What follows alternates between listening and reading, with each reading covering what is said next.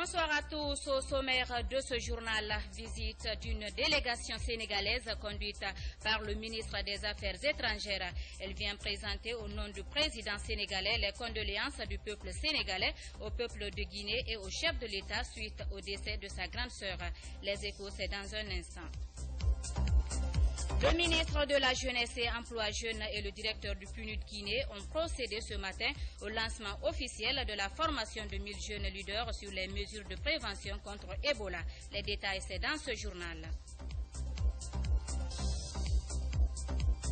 Enfin, les incendies continuent de faire des victimes. C'est le cas de la famille Bangoura à Sanoya dans la commune de Koya. Pas de pertes en vue humaine, mais des dégâts matériels ont été enregistrés. Les explications, c'est dans ce journal. Une fois encore, bonsoir et bienvenue dans cette grande édition d'information. Nous commençons ce journal par cette visite ce vendredi d'une délégation sénégalaise conduite par le ministre des Affaires étrangères, Mankeur Ndiaye. Elle vient présenter au nom du président Macky Sall les condoléances et la compassion du peuple sénégalais au peuple ami de Guinée et au chef de l'État, professeur Alpha Condé, suite au décès de sa grande sœur Hadjan Sira Condé. Mohamed Seyar Souma, reportage. C'est à 10h15 que le vol spécial du président Macky Sall foule le tarmac de l'aéroport international de Conakry-Bessia. À son bord, une délégation de 7 ministres sénégalais. La délégation est venue présenter les condoléances du président Macky Sall à son frère professeur Alpha Condé, profondément touché par le décès de sa sœur aînée, Hadjan Sira Condé. Décès survenu le lundi 22 décembre en France, des suites de maladies. Cette délégation auprès de son Excellence, le président Alpha Condé de la Guinée, pour vous présenter ses condoléances émues à la suite de la disparition de sa grande sœur. Le président Macky Sall a déjà eu une conversation téléphonique avec le président Alpha Condé. Il a fait une lettre également de condoléances et il a pensé tenant compte de la qualité exceptionnelle des relations entre la Guinée et le Sénégal, ces relations d'estime et de considération avec son Excellence le président Condé. Je pense dépêcher cette délégation que j'ai le privilège de conduire auprès de son Excellence Alpha Condé pour lui dire de son estime, pour lui dire de son amitié et compatir à la douleur qui la frappe avec la disparition de sa sœur. Il le sait, il a représenté tout pour le président Alpha Condé. Je suis très reconnaissant à mon frère, le président du Sénégal, Macky Sall, qui m'a appelé au téléphone hier pour me présenter ses condoléances. Et m'a appelé aussi l'arrivée de cette très importante délégation ministérielle. Et vous savez, les relations entre le Sénégal et la Guinée sont des relations historiques très extrêmement importantes. Nous sommes des pays frères. Moi, personnellement, je suis très lié au Sénégal au nom de Seine, dans une politique à la population sénégalaise. Et j'entends renforcer les relations avec le Sénégal et avec mon jeune frère Macky Sall. Et je promis à la délégation que très prochainement, dès que ça sera possible, je viendrai à Dakar en mise officielle parce que juste après son élection, le président Macky Sall a fait une mise officielle à Guinée. Moi, je n'ai pas encore fait la visite, mais je ferai très très prochainement. Et je demande à la délégation de transmettre mes sincères remerciements et surtout ma reconnaissance à l'égard de mon frère. Nous allons faire en sorte que, malgré les péripéties, que nous renforcions le rapport personnel, le rapport entre les deux gouvernements. Parce que les rapports entre les deux n'ont pas besoin des peuples, sont les deux frères, qui ont vécu ensemble, qui continuent à vivre ensemble. La délégation sénégalaise s'est rendue à la morgue de l'hôpital Ignace Dine pour la levée du corps. Des prières et bénédictions ont été formulées pour le repos de l'âme de l'illustre disparu. La délégation sénégalaise a regagné ce vendredi même le pays de la Teranga. Que son âme repose en paix. Amin. La Fédération internationale de la Croix-Rouge offre des kits de lavage de mains aux écoles des DPE de Dubreka et Koya. Ces localités constituent l'une des dernières localités servies par les partenaires de l'école guinéenne. 200 000 thermoflash ont été remis aux responsables scolaires dans le cadre d'une rentrée sécurisée des classes. Reportage Amadou Touré. Ce sont 2000 kits de lavage de mains que la Fédération internationale de la Croix-Rouge offre aux écoles des directions préfectorales de l'éducation de Koya et du Breka. Des localités durement affectées par la maladie d'Ebola, mais n'ayant jamais bénéficié de matériel de protection des écoles au moment où l'ouverture des classes serait imminente. Un grand sentiment de satisfaction parce que jusque-là, Koya n'avait pas bénéficié de kits pour les écoles. Si la Croix-Rouge pense vraiment, en collaboration avec le gouvernement, à doter Koya de kits, ça ne fera que nous réjouir et nous renforcer dans la préoccupation de l'assainissement, de la lutte contre le virus Ebola. 20 500 thermoflash sont également remis aux responsables des écoles du pays pour la sécurisation des établissements. C'est un geste du chef de l'État. Le gouvernement vient d'achever les dispositions idoines pour permettre une rentrée des classes sécurisées. J'en suis très fier et je sais que l'année scolaire va commencer dans de bonnes conditions. Ce don arrive à point nommé, d'autant plus que nous sommes en train de nous apprêter parce que la date de la rentrée, nous l'espérons, est proche. Il y avait un écart entre les promesses de dons et ceux qui arrivaient réellement sur le terrain. Aujourd'hui, nous sommes dans une phase où pratiquement tous les besoins ont été pris en compte, ont été complétés. Si nécessaire, le budget national interviendra également pour compléter le reste des besoins. Mais nous pensons que nous sommes à une phase où les besoins rencontrent les contributions. Les responsables du système éducatif se penchent déjà sur les stratégies adoptées pour la gestion de ces appareils de prise de température. La mise en place d'une commission scolaire de gestion est avancée dans les écoles. Elle veillera au mouvement du personnel avant le début des cours. Restons toujours dans le même volet pour dire que la lutte contre l'épidémie d'Ebola est l'affaire de tous. C'est dans ce cadre que le ministre de la Jeunesse et Emploi Jeune et le directeur pays PNUD Guinée ont procédé ce matin au lancement officiel de la formation de 1000 jeunes leaders sur les mesures préventives contre le virus Ebola. Khalidou Diallo pour les détails. Venus des 5 communes de la capitale, ces 1000 jeunes leaders de différentes associations suivront durant 2 jours une formation sur les mesures préventives contre le virus Ebola. Après cette formation, ces 1000 jeunes seront amenés à sensibiliser les populations à se protéger contre cette maladie.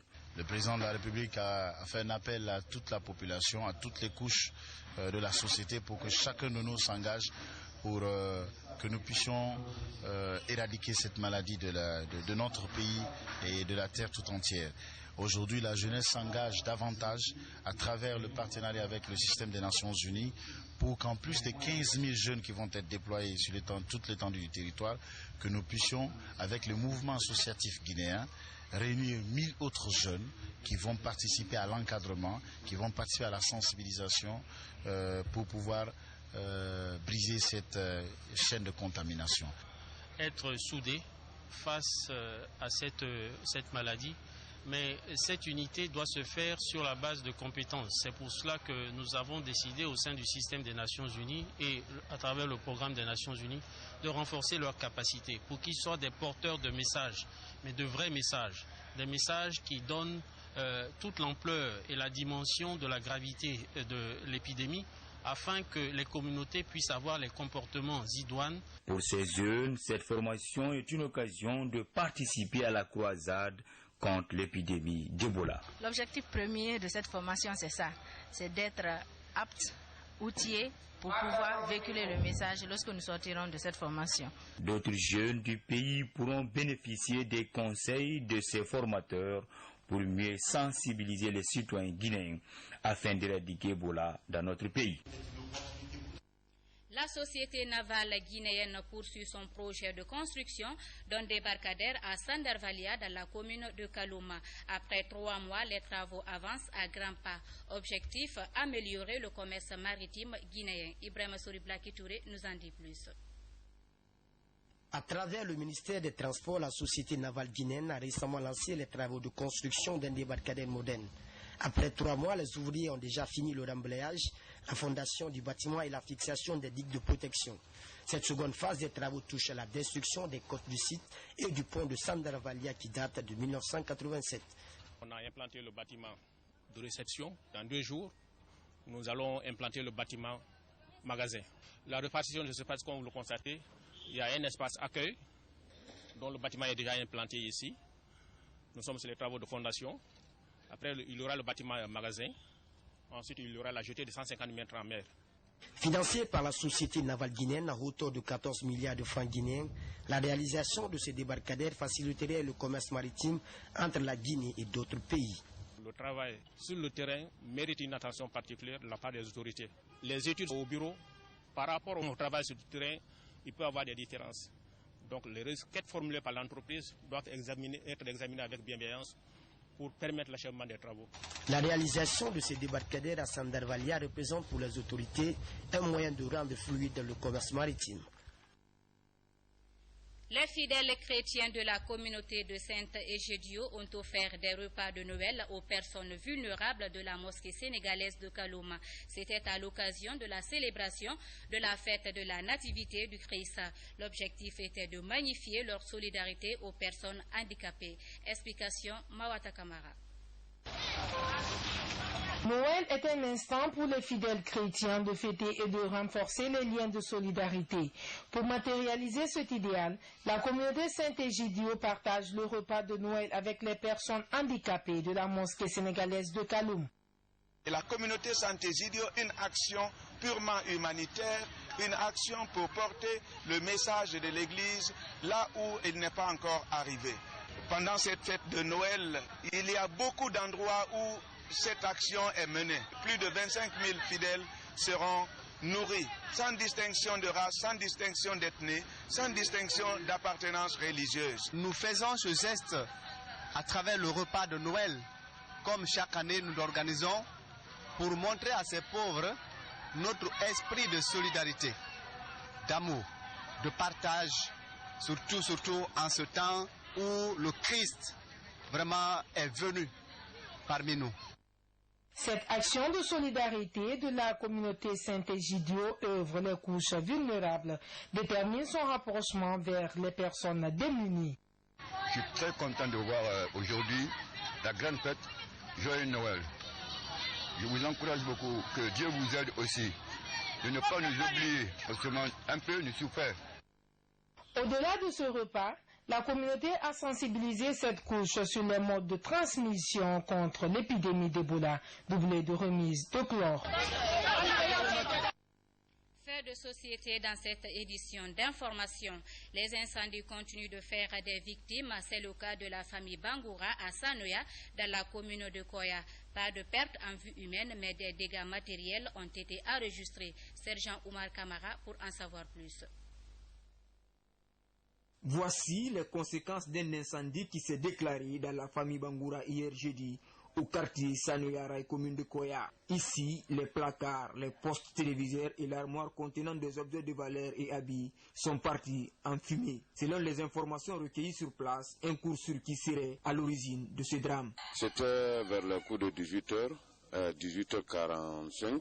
Moi, j'étais à la prière, si vous comprenez. De la prière, maintenant, mon frère m'a appelé soit disant que le feu a pris la maison. Donc, je suis venu en courant à la maison. J'ai trouvé la population ici qui était en train de nous aider. C'est ce qui nous a aidé jusqu'à ce qu'on a pu éteindre le feu. Ce quartier n'est pas à son premier cas d'incendie. Les habitants tiennent la sonnette d'alarme. Nous ne connaissons rien du courant. Nous sommes consommateurs. On demande à l'EDG de nous aider. En tout cas, je demande de nous aider. J'ai tout perdu. Je ne sais pas comment en avoir. Cet incendie vient une fois encore grossir la liste des victimes dues par le courant électrique. Pour l'instant, la famille sinistrée attend de l'aide des autorités et de bonne volonté.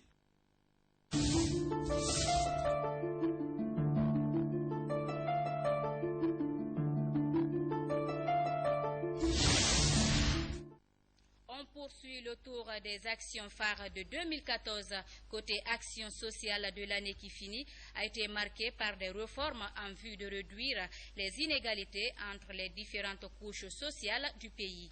La lutte contre la mendicité, l'autonomisation des femmes à travers la construction des KPF, la formation des filles issues des milieux défavorisés, la solidarité avec des personnes en difficulté sont entre autres axes d'intervention.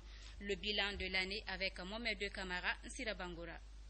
En 2014, des réformes ont été engagées pour mettre en route la politique du gouvernement visant la réduction des inégalités sociales en Guinée. L'année qui s'achève est marquée par la lutte contre la mendicité avec la création d'une vingtaine d'activités génératrices de revenus. À cela s'ajoute l'équipement de 5 centres de production et d'apprentissage de métiers pour personnes handicapées. Dans la même lancée, plus de 350 personnes handicapées ont été transférées dans leur ville d'origine.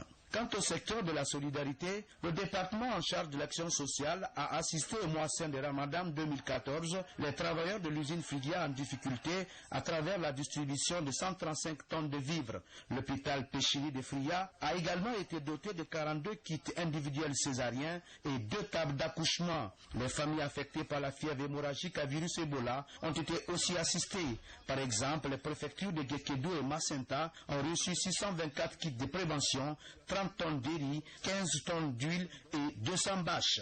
Pour lutter contre la précarité et la vulnérabilité de la population, le siège du Fonds de développement social et de la solidarité a été construit et équipé. Au même moment, 38 chefs d'antenne ont été recrutés, formés et installés dans les 33 préfectures et les 5 communes de Conakry, ainsi que l'achat de 41 motos pour leur mobilité et 3 véhicules 4x4. Dans le domaine de la promotion féminine et du genre, des résultats probants ont été enregistrés. Il s'agit notamment de la diffusion de la politique nationale du genre, ayant permis à 1752 acteurs de développement de se professionnaliser, du renforcement des capacités opérationnelles de plus de 1500 professionnels de médias, de la justice et des officiers de la police judiciaire en technique de communication et la maîtrise de l'application des lois. Dans le cadre de la prise en charge des femmes victimes de violences, 4 centres pilotes additifs ont été construits dans les préfectures de Dubreka, Kindia, Mali et Sigiri. À cela s'ajoute la participation du département de l'action sociale à plusieurs sommets africains et mondiaux. Par ailleurs, l'autonomisation et la promotion des femmes font partie des préoccupations majeures du département de l'action sociale en 2014. Ainsi, les centres d'autonomisation et de promotion des femmes de Farana, Matoto et Boké ont été réhabilités mais sans équipement. À cela s'ajoute l'aménagement du CAPF de Kaloum. La formation reste aussi un domaine dans lequel le ministère de l'Action sociale s'est illustré. 50 apprenantes ont été formées en haute couture. 300 jeunes filles issues des milieux défavorisés de Kindia et Dubreka ont reçu des cours dans les filières de couture, teinture, d'art culinaire, de transformation agroalimentaire et de saponification. Des centres d'autonomisation et de promotion des femmes de Cameroun, Labé et Cancan sont en cours de construction. Plusieurs autres chantiers poussent pour aider les services déconcentrés à bien mener leur travail. Autre fait majeur en 2014, toutes les conventions relatives à la protection et à la promotion des personnes vulnérables ratifiées par la Guinée ont été respectées par le département de l'action sociale dans sa politique de promotion de la femme et de l'enfant. Certes, des efforts sont consentis dans le cadre de l'amélioration des conditions de vie des personnes vulnérables, mais l'arbre ne doit pas cacher la forêt car beaucoup de défis restent à relever en ce qui concerne la promotion et la protection des couches défavorisées. Nous recevons sur ce plateau Mohamed Kamara, journaliste reporter. Mohamed, bonsoir et bienvenue sur ce plateau. Bonsoir, Adama. Nous venons de suivre votre reportage bilan en 2014. Alors, dans quelles conditions vous avez réalisé ce reportage?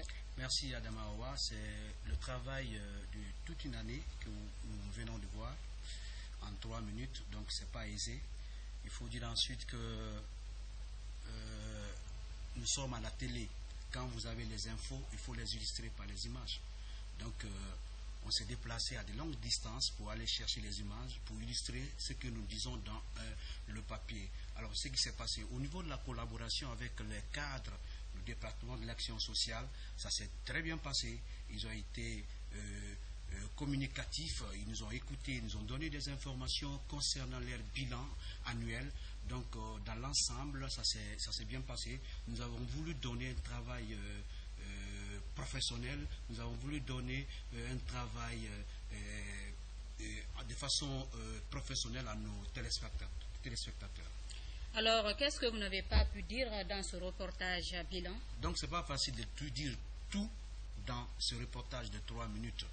Il faut dire tout d'abord que 50 jeunes handicapés ont profité des appareils. Ils ont été appareillés et réappareillés, il faut dire.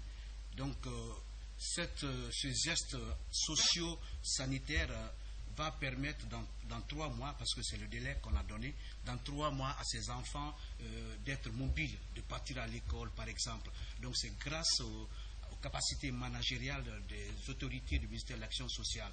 Donc pour cette première phase, ils ont pris 50 enfants. Ces 50 enfants seront dotés des appareils les permettant de se déplacer, de vaquer à leur occupation, de partir à l'école. Ensuite, nous avons vu les cadres du ministère de l'Action sociale sur le terrain pour sensibiliser les populations. Contre la fièvre hémorragique à virus Ebola. Donc c'est des actes à saluer. Ensuite, nous avons vu les partenaires au chevet du ministère de l'Action sociale. Nous avons vu UNFPA, nous avons vu l'ambassade de la Chine donner de l'équipement et du matériel de couture aux femmes et filles qui sont dans les KPF. Donc c'est vraiment un partenariat que le ministère a eu, l'accompagnement de la part des partenaires pour sauver beaucoup de jeunes filles qui sont à la maison, qui n'ont pas eu la chance d'aller à l'école. Donc c'est par rapport à tout ça, le ministère, dans son offensive, est parti inaugurer récemment le centre d'autonomisation et de promotion des femmes de Bokeh. Vous avez vu à la télé récemment. Bien sûr, on a vu dans le reportage. Ils ont lancé aussi des travaux à l'intérieur du pays. Il y a des KPF régionaux à Labé, à Kankan. Donc tout ça, c'est en faveur de la promotion des femmes, des couches vulnérables, il faut dire ainsi. Ok, vous avez dit en fin de votre reportage qu'il y a des défis à relever. Lesquels? Effectivement, la vocation principale du ministère de l'Action sociale, c'est la promotion et la protection des personnes vulnérables, en particulier les personnes handicapées. On entend souvent dire que l'handicap, c'est pas une fatalité. Donc c'est ce que le département est en train de combattre. Donc ça passe d'abord par la sensibilisation. On doit sensibiliser les personnes porteurs d'handicap pour dire vous pouvez faire quelque chose. Vous pouvez entreprendre des activités génératrices de revenus. Donc ça, c'est au niveau de la sensibilisation. Nous avons vu des personnes handicapées qui travaillent dans des banques, qui ont des ateliers de couture, de teinture. Donc c'est ce qu'on veut faire. Mais il y a une partition. L'État doit jouer sa partition. C'est quoi? C'est de construire les centres d'apprentissage pour personnes handicapées, comme ce qui se passe aujourd'hui à la Cité Solidarité. Oui. Donc on doit faire beaucoup d'efforts parce que l'État ne peut pas prendre ces personnes handicapées qui sont plus de 1 million aujourd'hui, il faut le dire, en Guinée. Donc on ne peut pas les prendre en charge. Il faut qu'ils s'attellent à pratiquer des métiers générateurs de revenus. Ok, Mohamed, merci d'être passé sur ce plateau de la RTG Boulbini. Merci, Adam. Merci beaucoup. Mesdames et messieurs, je vous rappelle qu'on était avec Mohamed Camara, journaliste reporter à la RTG Boulbini. Et voilà, c'est la fin de cette édition d'information. Merci à tous de l'avoir suivi et joyeuses fêtes de fin d'année où que vous soyez. Bonsoir.